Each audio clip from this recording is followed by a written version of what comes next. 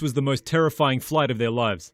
Screams, sobbing and whispered prayers filled the cabin as the hand of God shook the plane like a heroin junkie shakes her. 안녕하세요, 캡틴 박입니다. 오늘은 난기류가 뭔가요? 라는 주제로 영상을 만들도록 하겠습니다. 난기류, 영어로는 turbulence라고 하죠.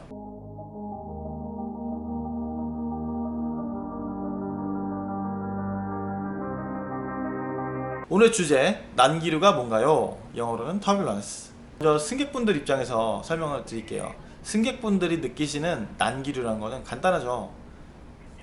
비행기가 심하게 흔들리는 것을 말합니다. 그 비행기가 심하게 두두두 흔들리면서 갑자기 띵동 하는 그 차임 소리가 나죠. 그게 안전벨트, 좌석벨트 사인이거든요. 좌석벨트 사인. 이 켜지죠. 그럼 좌석벨트 표시 등이 들어오죠. 그러니까 항공기가 심하게 흔들려서 위험하게 될 거라는 걸 이제 알려드리는 것이고, 한마디로 비행을 하시다가 항공기가 심하게 흔들려서 위험한 상황을 난기류라고 생각하셔도 되겠습니다. 그럼 난기류가 왜 발생하는지 간단하게 말씀드려볼게요. 일단 사전적인 정의를 말씀드리면, 난기류란 그 비행기는 아시다시피 그 공기의 이제 흐름에 의해서, 공기가 날개를 흐르는 그런 흐름에 의해서 그런 힘으로, 양력이라는 힘으로 인해서 항공기는 날아갈 수 있는 겁니다. 그래서 공기 흐름 방향과 속도가 불규칙하게 바뀌는 현상을 난기류라고 합니다.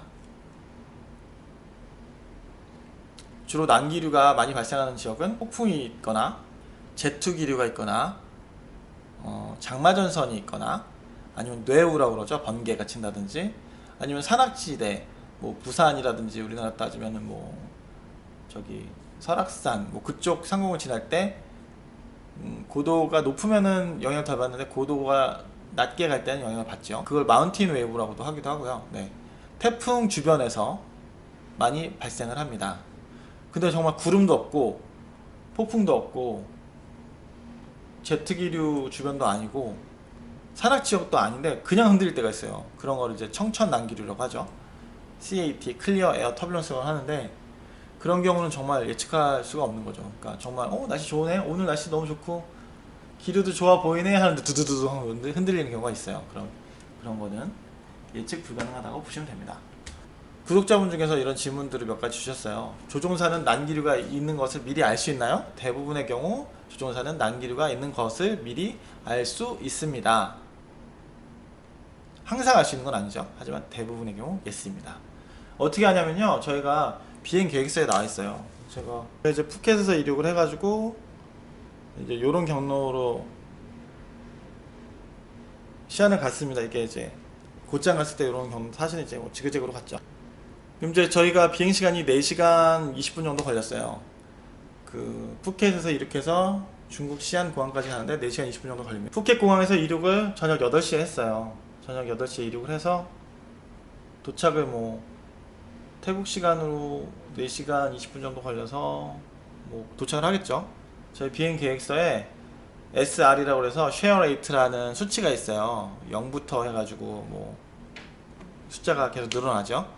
그런데 그 데이터가, 그래서 저희가 이륙해서 몇 분 뒤에 어디쯤을 지날 때 터뷸런스 강도가 뭐 3만큼 있다, 아니면은 여기쯤 지날 때는 이륙해서 1시간 반이 지난 시점에서 어디 부근에서 터뷸런스가 강도가 뭐 한 7 정도 있다, 뭐 그런 식으로 터뷸런스 강도를 표시를 해놨어요. 그리고 저희 비행 계획서상에 저희가 지나는 웨이포인트라고 그러거든요. 부산을 가는 걸 예를 들어서 말씀드리면, 그 웨이포인트라는 것은 중간 지나가는 기착 지점, 예를 들어서 서울에서 갈 때 서울, 수원, 오산, 송탄, 평택, 천안, 뭐 이런 식으로 되겠죠. 부산까지 갈 겁니다. 그럼 이제 그 중간에 뭐 수원, 오산, 송탄, 평택 이런 것들이 웨이포인트라고 할 수 있겠습니다. 저희 비행 계획서 상에서도 중간에 지나가는 지점들이 있어요. 푸켓에서 이륙해서 뭐 여러 가지 웨이포인트가 있거든요. 뭐 비엔티엔 뭐도 있고, 뭐 하노이 부근도 지나가고 하니까, 그런 웨이포인트 저희 보시면 뭐 이렇게 2, 3, 4 뭐 이런 거라고 예를 들어서 말씀드리면, 예를 들어서 2를 지날 때 바람이 예를 들어서 050 디그리에서 10나트가 불다가 여기 12를 지날 때는 갑자기 270의 80나트로 바람 방향도 바뀌고 바람 세게도 갑자기 세게 찔 경우가 있어요. 그런 경우에 난기류가 예상이 되는 거죠.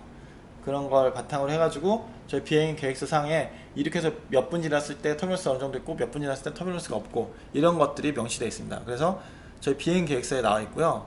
그리고 저희보다 앞에서 가는 비행기들이 정보를 주기도 해요. 타한 비행기가 요거 회색 비행기라고 할게요. 제가 플라이레벨 280 고도로 날고 있었어요. 이게 28,000피트거든요. 28,000피트 고도로 날고 있었습니다. 그런데 이게 캡틴 박이에요. 박. 캡틴 박입니다. 캡틴 박이 날아가고 있는데 예를 들어서 저희 앞에 하얀색 비행기가 가고 있었어요. 이거를 예를 들어서 어디 항공사 할까요? 베트남으로 할게요. 베트남. 저는 방콕이라고 할게요. 방콕. 자, 베트남 비행기가 많이 흔들리는 거예요. 터뷸런스가 되게 심해요. 그럼 이제 저희가 이제 파이랩이라고 하거든요. 파이랩. 조종사가 어떤 기상 상황이나 그런 게 있을 때 모두들 조심하세요 라는 의미로 관제사한테 보고를 해요. 그럼 저희는 이제 그 라디오 주파수 같이 모니터 같이 듣고 있기 때문에 이 베트남 항공이 터뷸런스가 되게 심해요. 저희 고도 3만 피트인데 3만 피트 고도에서 근데 그럼 이제 저도 예상하는 거죠. 이제 저보다 2000피트가 높긴 하지만 비슷한 고도에서 저도 여기 하노이 지나갈 건데 요쯤에서 앞에서 흔들렸으니까 우리도 흔들리겠구나 예상이 되기 때문에 그럼 저도 벨트 사인을 켭니다. 승객분들 벨트 다 매주세요 이렇게 하는 거죠. 그래서 어떤 일이 있었냐면 그 베트남 항공이 먼저 가고 있었고 제가 가고 있었어요. 근데 같은 고도에 저랑 같은 고도에 저희 뒤에서 저희 회사 비행기가 또 따라오고 있었어요. 근데 베트남 항공이 3만 피트 엄청 터뷸런스 심하대요. 난기류가 엄청나대요. 그래서 그럼 우리도 흔들리겠구나 벨트 사인을 켰죠. 근데 저 당시 이제 제가 캡틴 박이고요. 이제 같이 조종하시는 부기장님 계시죠? 부기장님이 캡틴 우리 한번 고도를 더 올려보면 어떨까요? 그러는 거예요. 근데, 아니 여기 근데 터뷸런스 심하다는데 그럼 우리 저기보다 더 올라가면 어떨까요? 그러는 거예요. 그래 한번 시도해보면 하겠네. 그럼 올라가지요. 해서 요청을 했어요. 관제사님 저희 32,000으로 올라가도 될까요? 그러니까 오케이 올라가세요 그랬어요. 저희가 캡틴 박이 상승을 해가지고 32,000에 들어갔습니다. 그런데 와 터뷸런스가 엄청 심한 거예요. 엄청나게 심해서 자동 조종 장치가 자동으로 이제 풀어지면서 비행기가 막 요동을 치면서 고도 유지도 안 되고 그러는 거예요.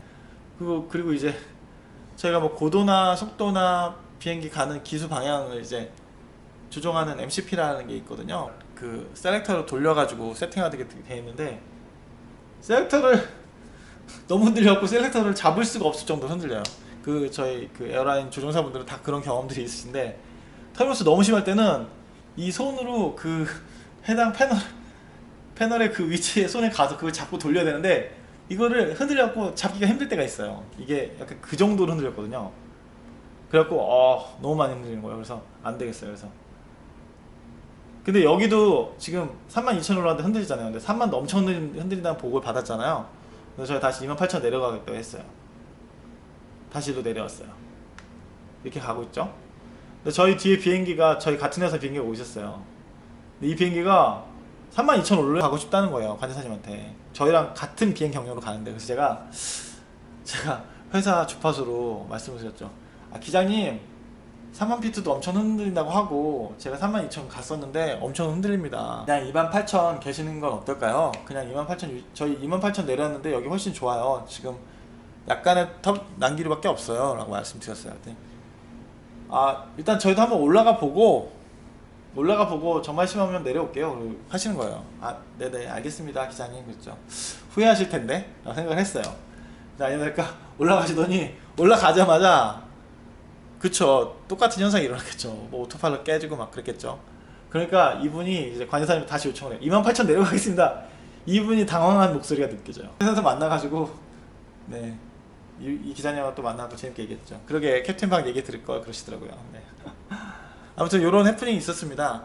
그래서 저희가 대부분의 경우 난기류가 있는 것을 알 수 있고 저희 앞에 미리 가고 있는 비행기들로부터도 정보를 얻기도 합니다. 그래서 대략적으로 알 수 있어요. 근데 아까 말씀드린 대로 구름도 없고 나쁜 날씨도 없고 그런데 갑자기 날씨 맑은 데서 흔들리는 청천 난기류라는 게 있다고 말씀드렸잖아요. 그런 거는 정말 예보도 없고 예고도 없어요. 그래서 그런 게 닥쳤을 때는 정말 갑작스럽게 흔들리는 거죠. 날씨 좋은데 갑자기 벨트사인이 삥 켜졌어요. 그러면은 승객분들은 바로 자리에 앉으셔서 벨트를 매시는 게 안전합니다. 자, 다음 질문. 자, 그럼 에어라인 조종사도 난기류를 두려워하나요? 일단 저희가 그 승객 안 태우고 비행기를 탈 때는 난기류 안 무섭습니다. 큰 정비창에 비행기를 갖고 가서 수리 받아야 될 때가 있거든요. 그럴 때 이제 승객을 안 태우죠. 그럴 때는 승객을 안 태우고 정비 목적으로 조종사들만 비행기를 타고 빈 비행기를 가지고 갈 때가 있어요. 아니면 예를 들어서 뭐 저희가 인천공항에 있는 비행기를 국내선 그날 아침에 국내선 비행을 하기 위해서 인천공항에 있는 비행기를 김포공항에 갖고 가서 김포공항에서 비행을 다시 시작할 수 있도록 빈 비행기를 가지고 옮기는 그걸 저희는 페리 플라이트라고 하는데 그런 걸 할 때가 있어요. 그러니까 승객이 안 탔을 때 조종사들만 타고 있을 때는 난기류가 있어도 걱정이 없습니다. 그런데 저희가 대부분의 경우 승객을 태우고 운항을 하잖아요. 승객이 비행기 타 계실 때 난기류가 있으면 저희는 걱정을 하죠. 조종사들은 걱정합니다. 왜냐하면 승객분들이 다치실 수도 있고 또 승객분들이 되게 두려워하실 수도 있잖아요. 가끔 이렇게 막 비행기가 심하게 흔들리고 그러면 특히 그 비행기를 많이 안 타보신 승객들께서는 되게 불안해하시고 그럴 수가 있어요. 그러면 이제 그런 게 걱정이 되는 거죠. 네. 그래서 조종사들은 승객분들이 다치실까봐 두려워합니다. 네. 그 벨트 사인은 누가 켜고 끄나요? 그래서 객실 승무원분들이 켜고 끄는 줄 아시는 분들 계신데 조종사들이 켜고 끕니다. 네. 주로 기장님이 결정을 하세요. 벨트 사인을 켜고 있을지 끌지는. 심한 난기류 경험에 대해서 질문을 주신 분이 계신데 고도 뭐 100피트, 200피트 말씀드린 대로 심한 난기류 만나면 자동 조종 장치가 갑자기 풀리거든요. 풀리게 되고 갑자기 고도가 100피트가 내려갔다가 올랐다가 할 때가 있어요. 그럼 이제 저희가 항공기들이 지금은 이제 옛날에는 고도 분리를 굉장히 많이 두고 다녔었는데 요새는 항공기들이 많아지기도 하고 저희가 항공기 고도계나 여러가지 항법 장치들이 굉장히 정교해졌거든요. 그렇기 때문에 그 옛날보다 고도 간격을 줄여놨어요. 그러면 이제 더 많은 비행기들이 이렇게 크로싱을 하면서 지나갈 수 있겠죠. 그런 상태에서 이 터뷸런스가 심해가지고 100피트 저희가 주로 이게 1000피트 간격으로 두고 비행을 하거든요. 근데 100피트가 순식간에 떨어진다고 말씀드렸잖아요. 그럼 밑에 있는 비행기가 갑자기 100피트 올라가고 난기류 때문에 위에 비행기가 100피트 내려가게 되면 벌써 1000피트 간격 분리가 800피트로 줄어드는 거잖아요. 거기서 그거를 바로 고도를 잡지 못하면 계속 얘는 올라가고 얘는 내려가겠죠. 그럼 이제 항공기 충돌의 위험도 생길 수 있어요. 그래서 그런 것 때문에 심한 난기류 위험하죠. 제가 심한 난기류 정말 난기류 만나자마자 100피트 조종장치가 풀리면서 100피트 훅 떨어지는 적도 있었고요. 근데 그 정도 떨어지게 되면 다행히 그때는 벨트 사인이 켜져 있어서 승객분들이 벨트 매고 계셔서 다행히 다치신 분들은 없었거든요. 근데 만약 이럴 경우에 벨트 사인이 꺼져 있을 때 갑자기 그런 일을 겪게 되면 순간적으로 이게 비행기 그 객실이라고 말씀드리면 그 복도에 벨트 안 매고 서 계시던 분은 순간적으로 몸이 붕 떠오릅니다. 저는 이제 붕 떠올랐다가 이렇게 한 몇십 센치 떴다가 이렇게 다시 내려오신 경우가 있었대요. 제가 착륙하고 나서 승무원분들이 얘기해 주신 적이 있었는데 그런 경우에는 다행이죠. 근데 심한 경우는 그 승무원분이나 객실분들이 그 비행기 객실의 천장에 부딪혀서 떨어지는 그런 사례도 있어요. 그러면 위험하죠. 근데 위로 올라가서 천장에 부딪혀서 다치는 경우는 많지 않은데 문제는 그렇게 위로 붕 떴다가 내려오면서 떨어지면서 그 좌석 팔걸이라든지 그런 곳에 부딪히시면서 상해를 입으시는 경우가 많거든요. 그래서 시켜드리고 싶은 말씀은, 일단 벨트 사인이 꺼져 있어도 좌석에 있을 때 벨트를 꼭 매주시기 바랍니다 라는 방송이 나오잖아요. 그 말씀처럼 정말 벨트 사인이 꺼져 있더라도 벨트는 앉아 계실 때는 매시는 게 안전해요. 그리고 혹시 화장실 가신다든지 아니면 같은 일행분을 만나러 항공기 복도를 걸어가셔야 될 상황이 있으시다면, 저 같은 경우는 여기 걸어갈 일 있을 때는 저는 항상 만약에 갑작스럽게 있을 난기류에 대비해서 저는 양쪽 의자를 이렇게 살짝 잡고 다닙니다. 언제든지 흔들리면 잡으려고요. 그리고 뭔가 정말 갑작스럽게 많이 흔들린다 그러면 이걸 잡는 거로도 위험할 수 있으니까 그때는 주저앉으시는 게 안전해요. 뭔가 많이 흔들릴 것 같다 그러면은 주저앉으세요. 그 자리에 주저앉으셔서 옆을 잡고 계세요. 그게 제일 안전하시고, 아니면은 벨트 사인이 갑자기 켜지고 난기류가 심하게 있을 때도 본인 좌석이 너무 멋이다 그러면은 가까운 빈 좌석에 일단 앉아서 안전벨트 매주는 것도 좋은 방법입니다. 네. 그러면 이렇게 심한 난기류로 인해서 부상자가 얼마나 발생할까요? 라는 질문을 하신다면, 이게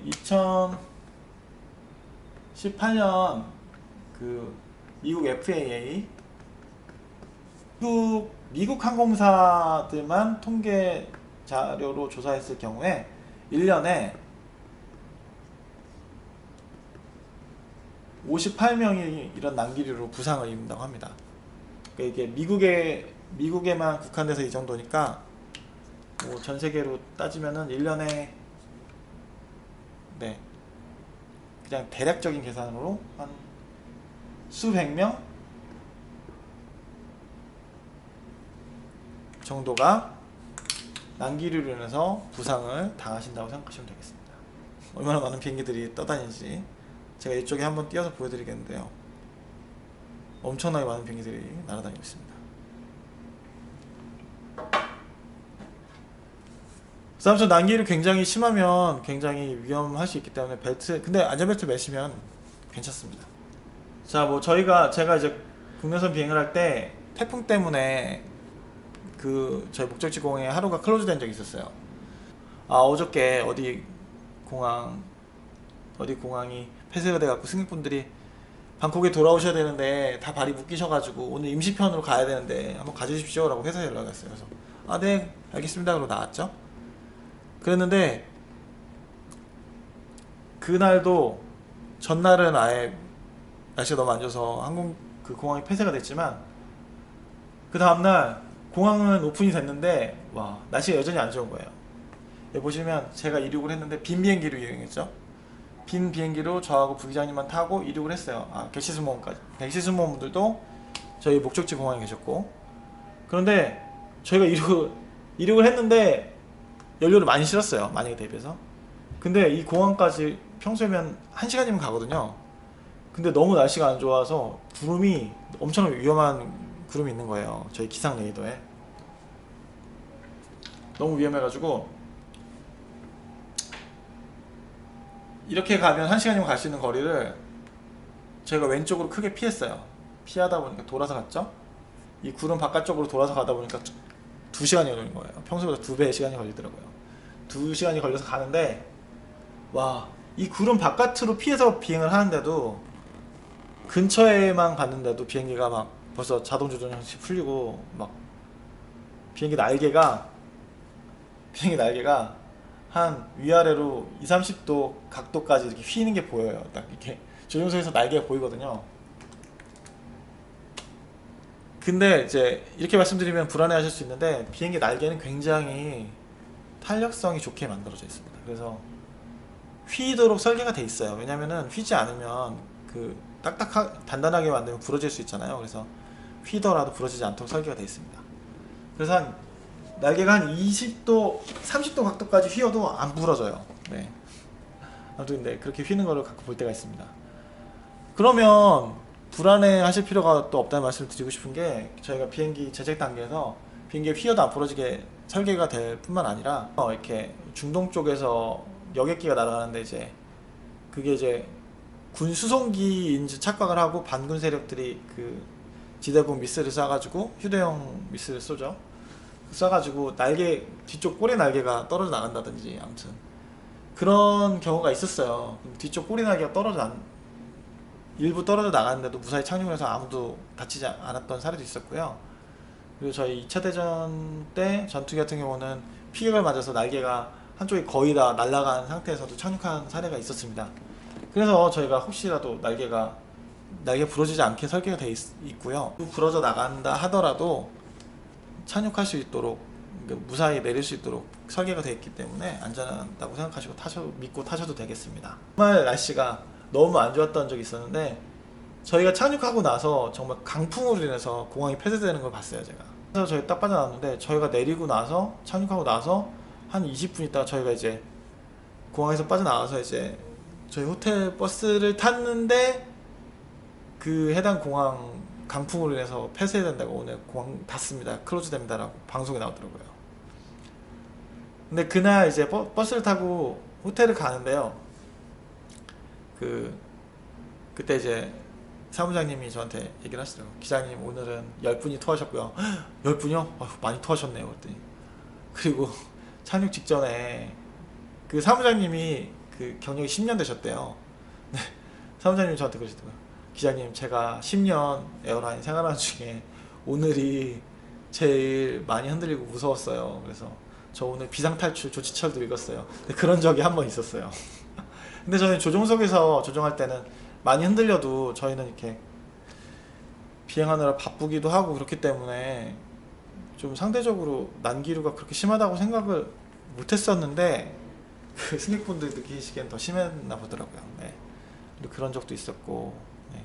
그날 마저 말씀드리면, 그날 그래서 그 저희 태국 공항에 내려갖고 호텔에 갔어요. 근데 그날 다음날 아침 됐는데 사무장님이 아침 먹으러 만났는데, 아침 먹는 그 뷔페 식당에서 얘기를 하시더라고요. 기자님, 어젯밤 제가 묵던 호텔 방 창문 깨졌어요. 바람으로 깨졌어요. 그러는 거예요. 그래서 정말 바람이 정말 세긴 셌군요 라고 그렇게 생각을 했죠. 네. 그래서 심한 난기류 경험에 대해서 말씀을 드렸습니다. 오늘 영상 지켜봐 주셔서 감사드리고요. 저는 다음 영상에서 찾아뵙도록 하겠습니다. 감사합니다.